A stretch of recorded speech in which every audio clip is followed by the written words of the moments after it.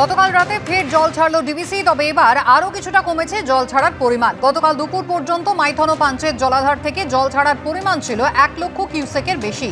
রাতে সেই পরিমাণ কমিয়ে 50,000 কিউসেক করা হয়। গতকাল রাতে মাইথন থেকে 10,000, পাঞ্চেত থেকে 40,000 কিউসেক জল ছেড়েছে ডিভিসি। এর ফলে দুর্গাপুর ব্যারেজ থেকেও জল ছাড়া কমিয়েছে রাজ্যের সেচ দপ্তর। আজ সকাল 7টার পর থেকে দুর্গাপুর ব্যারেজ থেকে জল ছাড়ার পরিমাণ কমে হয়েছে 58,000 কিউসেক।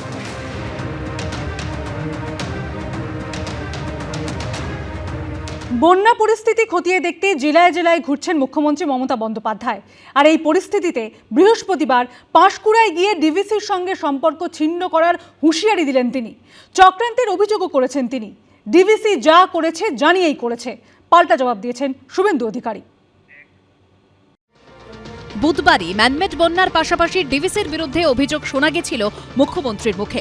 বৃহস্পতিবার এক ধাপ এগিয়ে ডিভিসির সঙ্গে সম্পর্ক ছিন্ন করার হুঁশিয়ারি দিলেন মুখ্যমন্ত্রী। ডিভিসির সাথে অল সম্পর্ক আমি তো কাট আপ করবই, because it is too much, it is too much. পুরো জল ছাড়া বৃষ্টির জন্য এই বন্যা হয়নি। This is not for rain. Yes, 4-5 days there was a rain, but we can tolerate that.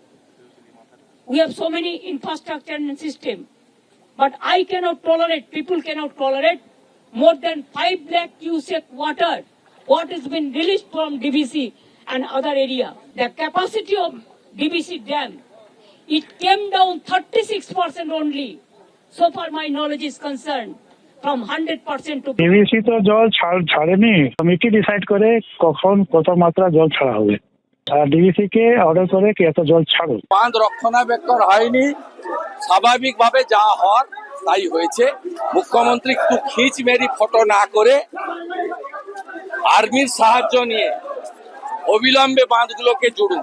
বুধবার হুগলির আরামবাগ, গোঘাট, পুরসুরার পর বৃহস্পতিবার মেদিনীপুর সার্কিট হাউস থেকে সড়ক পথে পূর্ব মেদিনীপুরের পাঁশকুড়া পৌঁছন মুখ্যমন্ত্রী। বন্যা পরিস্থিতি দেখে ক্ষোভ উগরে দেন কেন্দ্রীয় সরকারের বিরুদ্ধে। নতুন করে ছেড়েছে এই জলটা। আজ 2টা পর্যন্ত উদয়নারায়ণপুর, আমতা, পাঁশকুড়া অনেক জায়গা আমরা কন্ট্রোল করলেও এই জায়গাগুলো ডুবে যাবে। এটা ঝাড়খণ্ড জল ছেড়েছে এবং ডিভিসি কেন্দ্রীয় সরকারের সংস্থা আমার মনে হচ্ছে 4 লাখ কিউসেককে ছাড়িয়ে গেছে। কেন কেন্দ্রীয় সরকার ডিভিসি ড্রেজিং করবে না? ডিভিসির জলে কেন বাংলা ডুববে আমি জানতে চাই, আমরা কৈফিয়ত চাই। পুরো চক্রান্ত মানে এটা পূর্ব পরিকল্পিত এবং এটা পরিকল্পিত বন্যা। কেন এটা নিয়ে বড় আন্দোলনে যেতে হবে? আমরা মাননীয় মুখ্যমন্ত্রীকে প্রশ্ন করতে চাই যে গতবার আপনি বলেছিলেন ম্যানমেড বন্যা, এক বছরে ম্যানমেড বন্যাকে বন্ধ করার জন্য আপনি কি করেছেন? আপনার মোদীকে সরানোর পরিকল্পনা করেছেন, এই এক বছরে তো একবারও দেখিনি দুজনে বসে একসাথে এই ম্যানমেড বন্যা বন্ধ করার পরিকল্পনা। পাঁশকুড়া থেকে সড়ক পথে হাওড়ার আমতা, উদয়নারায়ণপুর, জয়পুরের বন্যা পরিস্থিতি খতিয়ে দেখেন মুখ্যমন্ত্রী।